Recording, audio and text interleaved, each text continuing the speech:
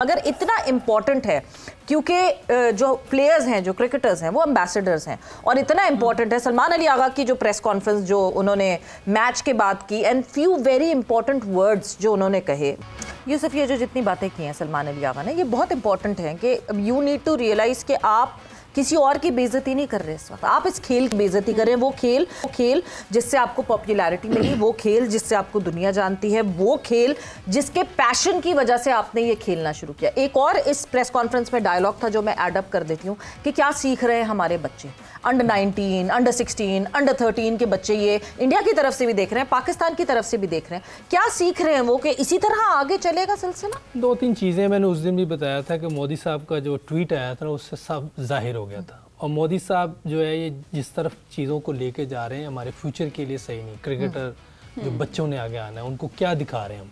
दूसरी चीज़ ये है कि इनका जो कैप्टन और कोच है ना, ये मोदी माइंड है, ये वो करा रहा है, ये नज़र आ रहा है।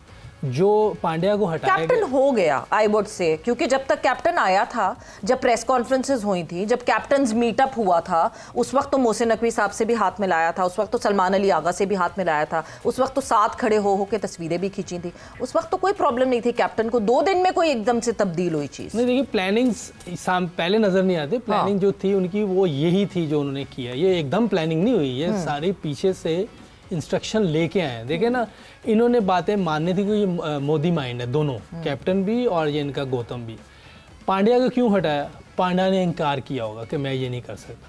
कोई अच्छे प्लेयर जो होते हैं वो इस तरह की चीज़ें नहीं करते, इसलिए उसको हटाया गया। तो ये साफ जाहिर हो रहा है कि ये मोदी की चीज़ें लेके चल रहे हैं और ये स्पोर्ट्समैन स्पिरिट। या देखें, एक तरफ वो कहते हैं जी हमारा जो BCCI है वो इंडिपेंडेंट है, ये इंडिपेंडेंट नज़र आ रहा है, कहीं से भी इंडिपेंडेंट नहीं है।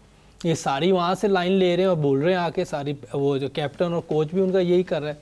बाकी जो प्लेयर्स हैं उन पे हम ब्लेम नहीं कर सकते क्योंकि ये करवा रहे हैं उनसे, वो लड़के नहीं ऐसा कर सकते, वो अच्छे लड़के नज़र आ रहे हैं। बात मैं पहले ही कहता हूँ, क्रिकेट नेशन है वो, उनकी आवाम क्रिकेट को बहुत पसंद करती है और ये क्रिकेट की डिसरिस्पेक्ट तो कर ही रहे हैं, साथ अपनी कौम की भी डिसरिस्पेक्ट कर रहे हैं। ये जो हरकतें कर रहे हैं, ये हरकतें ऐसी नहीं, एक अच्छी नेशन की हरकत नहीं हो सकती। वो लोग भी इसको पसंद नहीं। रवि शास्त्री की आप बात सुन लें, कपिल देव की बात सुन लें, जैसे आप करमानी की गई, और भी मैंने कई बहुत से इनके वो जो पॉलिटिकल लोग होते हैं उनकी बातें भी सुनी हैं, वो भी सारे ये कह रहे हैं कि अच्छी चीज़ नहीं है। तो कोई भी इस चीज़ को अप्रिशिएट नहीं करेगा। ये सिर्फ जो मोदी साहब के माइंड लाइक लोग हैं ना, ये वही इसको पसंद करेंगे। और मैं कह रहा हूँ कि सलमान अली आगा ने बहुत ज़बरदस्त बातें कही हैं, बहुत मैच्योर लग रहा है जो उसने बात की है, बहुत अच्छी बातें की हैं और हम तो हमेशा से यही बात करेंगे। उन्होंने कहा कि जो उन्होंने किया वो भी गलत है, जो हमने किया वो भी गलत है, मतलब उसके रिएक्शन में किया, बट जो हमने किया फिर उसके वो भी ऐसे कोई ऐसी चीज मतलब जो भी चीजें फील्ड पे हुई ना, अदर देन गेम, जो चीजें फील्ड पे हुई। अच्छा, फील्ड में हमने कुछ किया, जो भी चीजें आई सामने। अच्छा, तो उन्होंने कहा कि जो हमने किया या जो उन्होंने किया और हमने उस रिएक्शन पे किया, देखिए ये भी एक अच्छे इंसान की निशानी होती है जो अपनी गलती मान ले। तो ये अगर उसने, मैंने तो देखा नहीं कोई ऐसी चीज की है, लेकिन उसके बावजूद कह रहे चलो जी हमने भी जो किया है वो भी गलत है, लेकिन उन्होंने तो बहुत गलत किया है ना। तो लेकिन जहाँ देखें आप, जब तक इक्वल ग्राउंड पे नहीं आएंगे ना दुनिया में, ICC में, खेलने के मैदान में, उस वक्त ये आप लोगों को गुमराह करते रहेंगे, इधर उधर करते रहेंगे। अच्छा खेल बहुत ज़रूरी है, बिल्कुल सही। अच्छा मोहम्मद यूसुफ साहब, मेरा आपसे सवाल है कि साउथ अफ्रीका के अगेंस्ट पाकिस्तान का टेस्ट स्क्वाड अनाउंस हो गया, तो आपको लगता है कि ये जस्टिफाइड स्क्वाड है या इसके अंदर कुछ चेंजेस होनी चाहिए थी? जी बिल्कुल, इसमें कुछ चेंजेस होनी चाहिए। जो मैं काफ़ी अरसे से, जब मैं भी सिलेक्शन में था उस वक्त भी मैं कह रहा था, एक तो ये अब्दुल्ला शफीक, ये इसकी टेक्निकल बहुत ज़्यादा प्रॉब्लम्स है और अगर इसकी ओवर द ईयर्स परफॉर्मेंस देखें 2-3 साल से, तो कोई परफॉर्मेंस ही ना वनडे में ना टेस्ट में।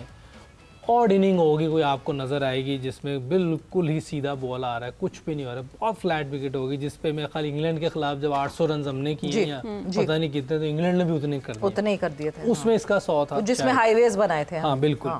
तो इसकी ना टेक्निकल बहुत प्रॉब्लम है। ये लड़के के खिलाफ नहीं, हम इसको मैं यही कहूँगा अपनी टेक्निक पहले बेहतर करें ताकि पाकिस्तान को जो इनको खिलवा रहे हैं। यूसुफ, NCA में कोई काम हुआ होगा अब्दुल्ला पे इतने टाइम फ्रेम में? इतने टाइम अब्दुल्ला वाज फ्री, इसकी अपनी प्रॉब्लम है। अच्छा, इसको हो सकता है कोई ना कोई काम कर रहा हो, इसकी अपनी भी प्रॉब्लम है, ये सीख नहीं रहा। और जो इसको खिला रहे हैं वो पाकिस्तान के साथ भी ज्यादती कर रहे हैं और इसके साथ भी ज्यादती कर रहे हैं। अच्छा, आप ये स्क्वाड का जब खत्म करेंगे, जो सीख नहीं रहा उनके लिए क्या किया पाकिस्तान क्रिकेट बोर्ड ने, फिर वो भी हम बात करेंगे। तो ये एक तो ये हो गया। दूसरा, इसकी जगह मैं समझता हूँ कि नया लड़का जो है ज़रियाब, अली ज़रियाब, आपको ऐसे लड़के साथ रखने चाहिए। एक तो वो एज उसकी बहुत अच्छी है, ये भी 26 का है, वो भी 26 का है, तो उसका अभी तक डेब्यू नहीं हुआ। तो आप ऐसे लड़कों को खिलाएं जो हंगर है जिनमें, और जिन्होंने परफॉर्म किया है एक क्रिकेट में भी, फर्स्ट क्लास में भी। तो हमने उसको नहीं लिया, ये इसीलिए हमारी क्रिकेट आगे नहीं बढ़ रही। हाँ। एक लड़का नज़र आ रहा है पिछले 2-3 साल में परफॉर्म नहीं कर रहा, और वो उसकी टेक्निक में बहुत ज़्यादा फॉल्ट है। अब कौन इनको सेलेक्ट करवा रहा है, कोचेस, कप्तान, जो भी लोग हैं, उनको नहीं समझ आ रही इसकी क्या परफॉर्मेंस है। तो मेरा ख्याल उनको भी देखना चाहिए कि यार ये बहुत ज़्यादा हो गया, एक लड़के को इतने चांसेस नहीं आप दे सकते। बाकी लड़के भी पाकिस्तानी हैं। क्या नसीम शाह और आमिर हमजा को इसमें होना चाहिए था? नसीम शाह को भी होना चाहिए। आमिर हमजा का मुझे नहीं पता वो फिट है या नहीं, लेकिन वो तो अच्छा एक टेस्ट बॉलर है। मेरे ख्याल वो अच्छी जगह पे बॉलिंग करता है। आमिर हमजा की कोई ऐसी खबर ऐसे नहीं बॉलर होने चाहिए आपकी 5 डे क्रिकेट में, जो बड़ी अच्छी जगह पे बॉल कर रहे हो, स्विंग करते हो। उसमें आमिर हमजा में ये क्वालिटी है। लेकिन ये अच्छी चीज़ नज़र आई, शहनशाह अफरीदी खेल रहे हैं, और मेरा ख्याल मेन बॉलर तो यही होंगे। इन्हें दोनों टेस्ट में मेरा ख्याल है इन्हीं को मौका ज्यादा देना चाहिए। 2 ही बॉलर शायद फास्ट खिलाएं, शहनशाह अफरीदी और हसन अली और आमिर जमाल भी। ये मगर 18 है। आपने जिस तरह की विकेट बनानी है, मुझे लग रहा है उसमें 1-2 चलेंगे। अगर एक फास्ट बॉलर खिलाना है तो शहनशाह हो जाएगा, कोई ऑलराउंडर खिलाना है तो वो तो इन स्पिन पिचेस के ऊपर इनका रोल कितना क्रूशियल होगा, हसन अली और शहनशाह का? शहनशाह अफरीदी अगर आप देखें, जो अभी लास्ट मैच हुआ है जो T20 फाइनल, वो इतनी तेज विकेट नहीं थी, लेकिन उसका बॉल 145 पे जा रहा था। ये बड़ी खुशाइन बात है पाकिस्तान के लिए। रिवर्स स्विंग भी अगर देखें, आखिरी ओवर में उसका रिवर्स स्विंग भी हुआ है, तो ये अच्छी चीज़ है। और लाइन भी पकड़ी उसने, जो पहला ओवर किया था उसने उसको अभिषेक को, उस परेशान हुआ और अगले ओवर में उसने विकेट दे दी। यही बॉल हम बार बार कह रहे थे, इसको टेस्ट वाली लाइन बॉलिंग करनी चाहिए। वो उसने की है, तो वो देखे स्विंग भी मिला थोड़ा सा, जो उसका नेचुरल होता था, जिसकी वजह से वो परेशान हुआ है।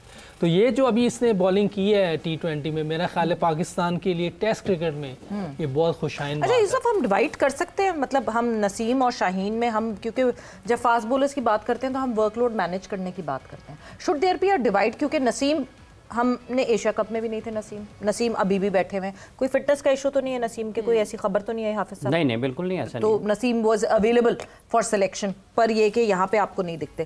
क्या ये बट सकता है? बिकॉज हमने अभी T20 वर्ल्ड कप खेलना है अब, और Shaheen Shah Afridi is the spearhead bowler that we have. इसमें मैं यही कहूँगा, टेस्ट क्रिकेट तो शाहीन भी खेले, नसीम को भी खिलाएं, लेकिन जो अभी वाइट बॉल क्रिकेट आएगी साउथ अफ्रीका के खिलाफ, वो उसमें दोनों को रेस्ट दे दें। दोनों को? हाँ, दोनों को रेस्ट दे दें। वो तो पहले ही नहीं नसीम शाह की टीम में, उसका तो रेस्ट है ही नहीं, वो तो ऑलरेडी बाहर है।